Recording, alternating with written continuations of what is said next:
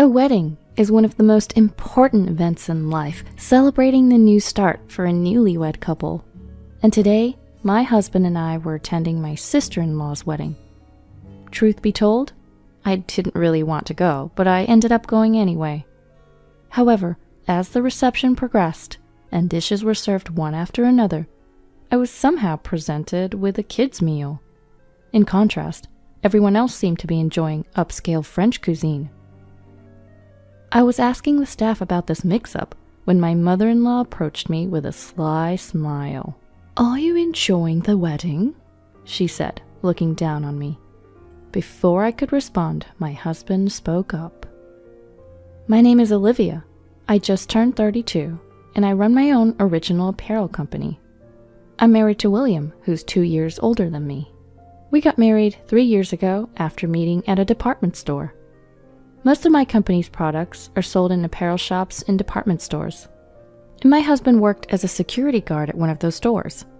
Among the generally older security guards, he stood out to me as he was younger.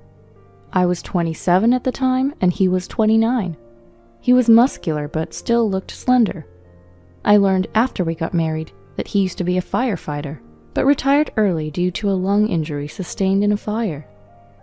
We met every time I went to pitch my products at the employee entrance, and he eventually asked me out to dinner. I was single then, and one thing led to another, leading to our relationship, and we got married 2 years later.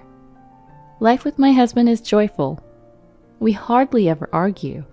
However, the challenge is that we're both busy with work and have little time together.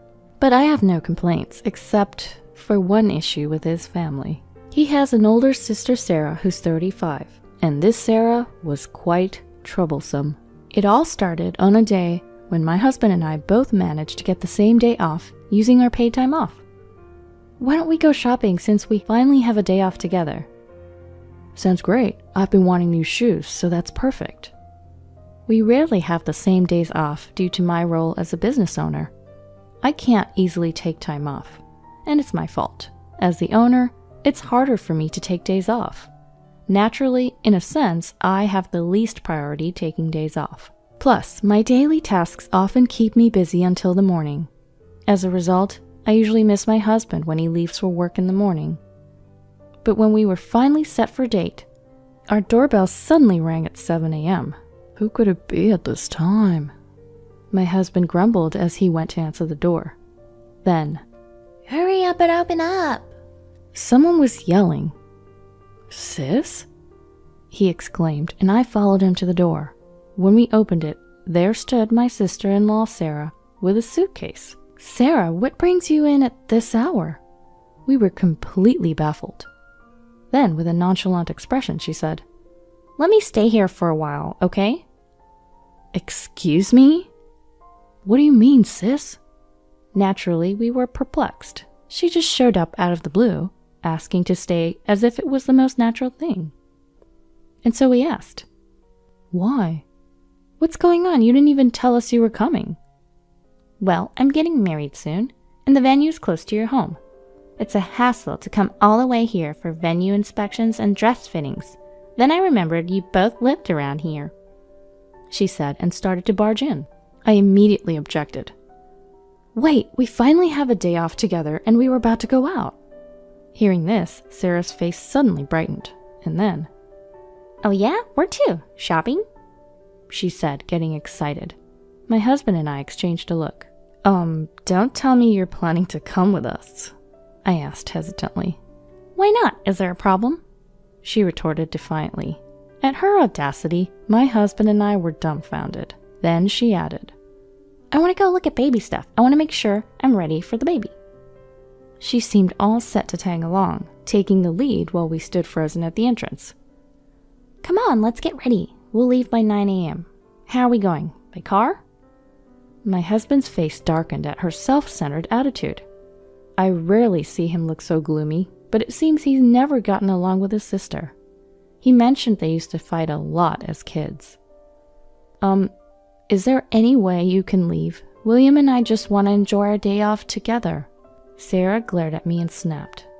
"What? You want to exclude me? Wait, You're from a single mother family, right?" Yes, I am. So what? Ugh, figures. I've known some people from single mother families, and they lack empathy. They always look down on others. Her words were ironic, as she was looking down on me while saying that. She just claimed that single mother families produce judgmental people, and was she not doing exactly that? Unlike me, she had both parents. Her whole perspective was a baseless stereotype, and it infuriated me. That's prejudice. I'm not like that. And look, even William is uncomfortable. I looked at my husband, and he was glaring at his sister. What's up, William? You got something to say to your own sister? She taunted him. Of course I do. Please just go home. My husband's tone was firm. Fine, but don't come crying to me later. Especially you, Olivia. I wondered why she singled me out.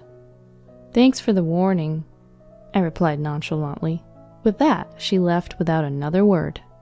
After successfully getting rid of her, we had breakfast and went to the nearby mall. But the unlucky start to our day seemed to continue. After shopping, we decided to rest on a bench. Then, we unexpectedly ran into Sarah again. Look who it is. The same too. Guess we ended up at the same place. Sis, my husband muttered, then heard someone calling her name. It was a familiar voice. It was my mother-in-law. Sarah, let's go see those luxury bags over there. Approaching us, his mother noticed us too. William and Olivia? You too, Mom? He sighed, sounding exhausted. I felt the same way. Dealing with his sister was hard enough, but his mother made it worse. Why? Because she's simply unpleasant, and she quickly showed it. Is that bag from Infinity Tread Shoes? She pointed at the shoe store bag my husband was holding. Yeah, it is. She and his sister exchanged looks and laughed. Since when do you wear such cheap shoes? Look at ours, matching luxury brand shoes. William, choosing the wrong partner brings misfortune. Their contemptuous gaze was mostly directed at me. It was clear I was the main target of their disdain. You talking about me? I asked impulsively, to which my sister-in-law replied. I wonder if we are. Dodging the question, she hurled insults at me. Then my husband interjected. Enough! Mom, your consistent bragging about wealth has always been embarrassing and annoying. He was angry, a side of him I had never seen. His job as a security guard lent authority to his voice, but it seemed to have no effect on these two. William, you were born into a wealthy family. Are you okay with this? Being with this uneducated, poor woman? Education doesn't matter much these days, and Olivia's... Despite them being his family, he prioritized defending me. That alone made me happy and strengthened my trust in him. But the two, faced with his opposition, cut him off before he could finish. That's not true. Dad got his job at a major company because of his education. He's even the vice president now and will soon be president. William, you graduated from a famous university and yet you're with a woman like this. You've really fallen. My mother-in-law and sister-in-law treated me as an outsider, steering the conversation their way. Despite my husband's retort, they showed no remorse. To me, their nature seemed utterly rotten.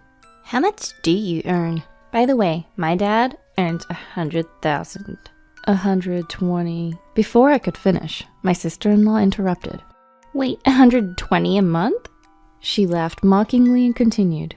Sorry, I should have been more considerate. That must be tough, especially for a dropout.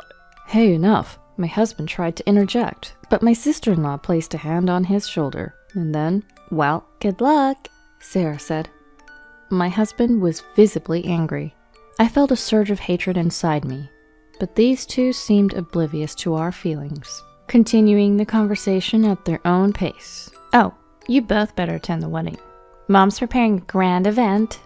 Yes, we're sparing no expense for our darling daughter's wedding. You are coming, right, Olivia? The pressure from my mother-in-law felt like I couldn't say no. My husband, being family, would obviously attend. I guess it's okay if he's there. Reluctantly, I agreed to go. If my husband weren't there, I would never attend such a wedding. The day of my sister-in-law's wedding arrived. I finished my piled-up work, and even got a new dress with my husband for the occasion. Arriving at the venue, it was clear my mother-in-law wasn't exaggerating. The luxury hotel, the huge ballroom, decorations, and the size of the wedding cake all spoke of extravagance. "You both made it," my mother-in-law approached us upon arrival. Not that I wanted to make it. This was probably my husband's true feelings, showing an uncharacteristic wary expression to his mother. "This wedding cost $100,000. We have 500 guests, and the meal is a special course by a top chef. Impressive, isn't it? Only we could do this." She looked down on everyone, but passers-by only offered polite smiles and nods. I was appalled by her need to flaunt her status. "Why didn't you spend this much on our wedding?" My husband's words reflected our reality. Our wedding was modest, costing $20,000. Therefore, it was a simple wedding with only relatives and a few friends invited, but I was still happy with it. I was content. But in terms of treatment, it was indeed unfair. After all, my husband is her blood-related son. "What are you saying? Sarah's fiancé, Alex, will soon work directly under Dad." "Directly?" "Of course. When Dad becomes president, he'll be groomed to be a key player in the company. It's only natural we welcome him appropriately." Saying this, my mother-in-law laughed proudly.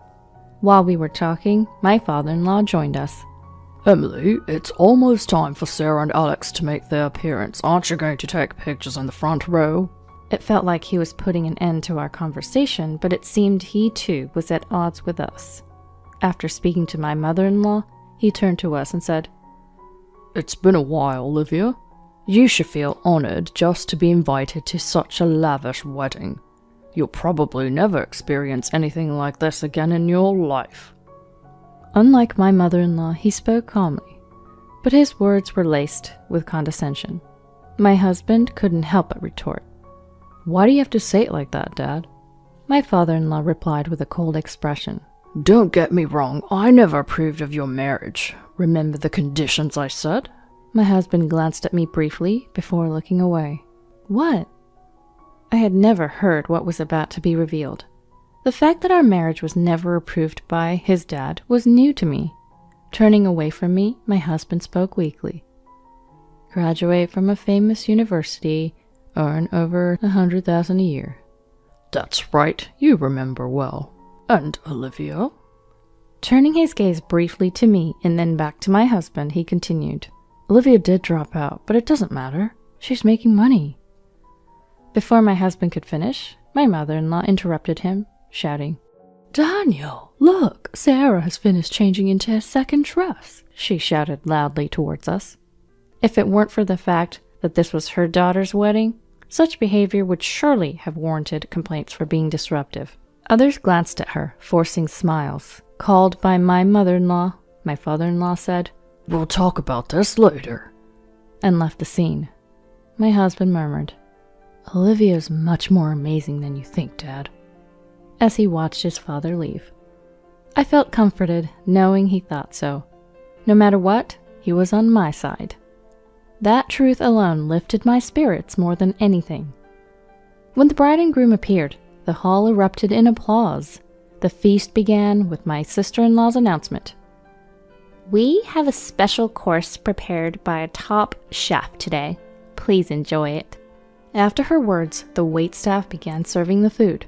However, my mother-in-law and a server were arguing close by. "Are you sure about this?" "Yes, just do it." "I understand." The server left, looking uncomfortable, which I soon realized was the preparation for a prank on me.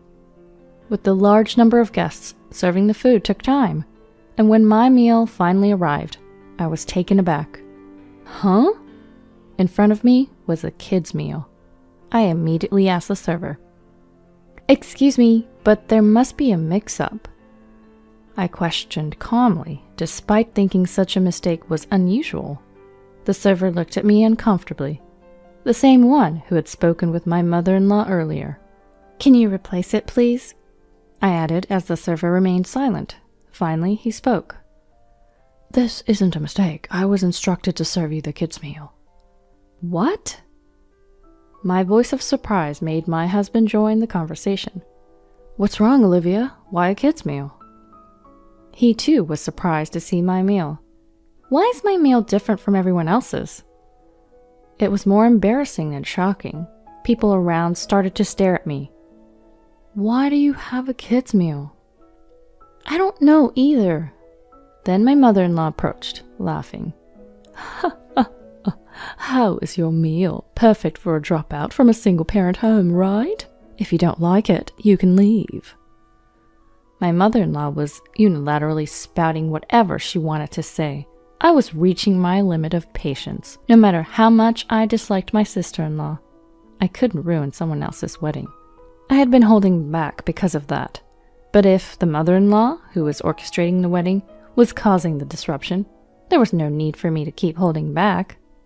Just when I thought this, my husband spoke up first. Seriously, what are you doing? Aren't you embarrassed by this childish behavior?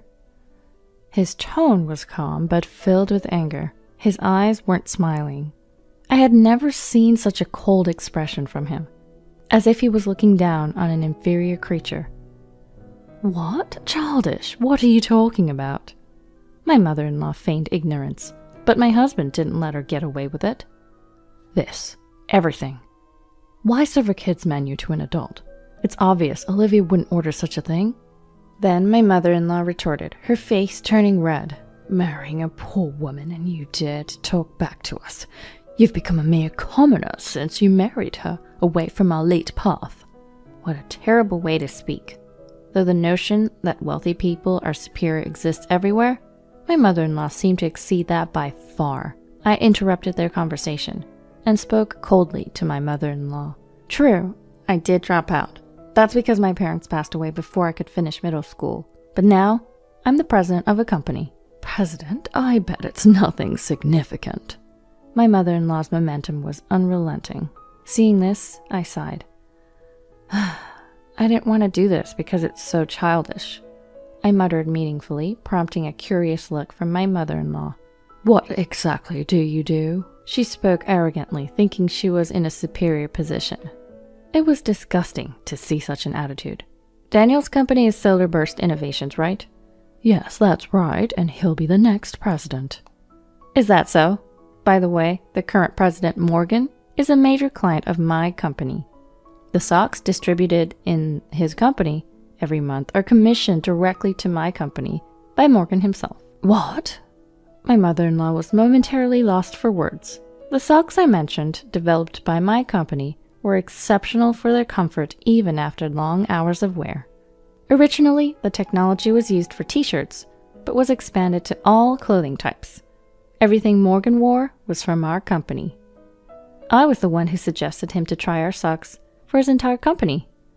Then he told me that he would provide our socks to his employees. Since then, our relationship with him has been close, professionally. As mentioned, everything he wore was made by our company. That means even if you boast about your husband becoming the next president, if I report to Morgan about you, that might just remain a dream. As I said this, my mother-in-law's face turned pale, as if her fever had broken. You know him, the president of my husband's company? Did you know? Morgan didn't go to high school either. What? He's one of those uneducated people you despise. Shall I convey your words about the importance of education to him exactly as you said them to me? When I said that, my mother-in-law pleaded, Please, no, don't do that. Her demeanor completely weakened. People like her crumble easily when they realize their power is threatened. As my father-in-law rushed over, I repeated the same to him.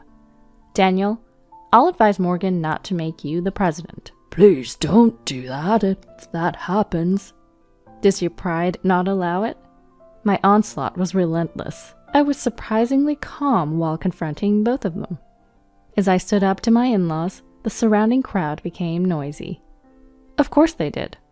Trouble had started just as the meal began, and only our table's progress had stopped. Sensing the commotion, my sister-in-law approached our table. "What's all this fuss about?" Unaware of the situation, I bluntly told her. "Sarah, by the way, I make over $120K a year. My business is stable thanks to that. I didn't tell you the other day because you interrupted our conversation." Upon hearing this, my sister-in-law's face contorted. She stood frozen, gripping the hem of her dress. After I fought back, the entire in-law family looked as if their souls had been sucked out in an instant.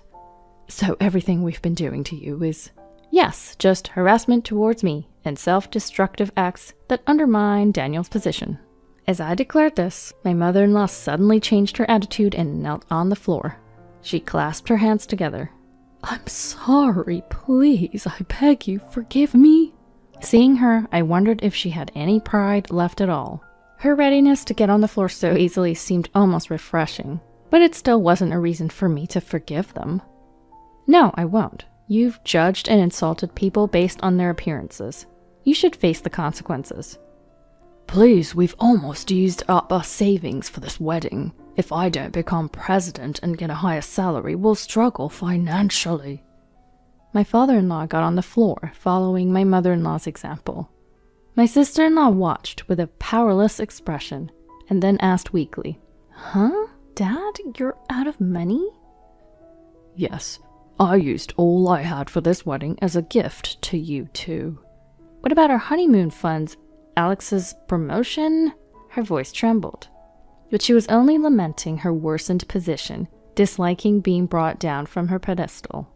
It was all about her own convenience. She wasn't trying to solve anything by herself, always depending on others. "Wait, you boasted about being wealthy and were planning to go on your honeymoon using your parents' money? How shameful." "What did you say?" My sister-in-law retorted, but she had nothing more to say. To all three of them, I declared, "Real wealthy people and celebrities don't brag about themselves. In other words, you're all just fakes. Know your place." "Oh." My harsh words completely disheartened them, and my husband murmured his admiration. After that, of course, the wedding was no longer feasible, and we suddenly had free time. We left the pitiful wedding venue of my sister-in-law. Later, I explained everything to Morgan. "Got it. So it wouldn't be fun for you if Daniel became president, right?" "To be frank, yes." "Don't worry. I won't forgive Daniel for insulting you, nor will I make him president. Maybe I should transfer him to an overseas branch." Oh. Morgan laughed as he said this. A week later, my father-in-law rushed to us. "Please convince Morgan to cancel the overseas transfer." His face was filled with desperation. Apparently, Morgan was seriously working to transfer my father-in-law to another branch. When I heard it was Brazil, a half-day flight away, I almost burst into laughter. In the end, Morgan didn't cancel the request, and my father-in-law, unable to go to Brazil, seemed to have resigned from the company. Additionally, there was a big commotion involving my sister-in-law's fiancé due to recent events. First, the wedding turned into a complete mess. Then, the promised position at my father-in-law's company fell through when he resigned. My sister-in-law's fiancé originally worked in Italy. He moved to America for the wedding, only to be caught up in this absurd drama. In the end, my sister-in-law's marriage was called off, and she was in great shock, but she ended up in the hospital. My mother-in-law, affected by the downfall of my father-in-law and the mental breakdown of my sister-in-law, lost all her hair, and now looks like an old woman, as my husband said. The lives of these three people who freely insulted others lost their shine in an instant. Like a diamond that turns out to be just a lump of carbon. The wealthy life of my in-laws was nothing but a facade of pretense. Life can hinge on a single event influencing the future. This applies equally to both good and bad events. This was indeed such an occasion, I believe. As for me, I'm using my savings to prepare for building my dream home with my husband. While my in-laws' lives were becoming more difficult, my business was generating more and more profits. Moreover, perhaps due to things settling down, I'd become pregnant. with financial stability and a growing family. We must seem like celebrities to my current in-laws. Still, I made a promise to myself to live happily with my husband and our future child, never becoming arrogant no matter what.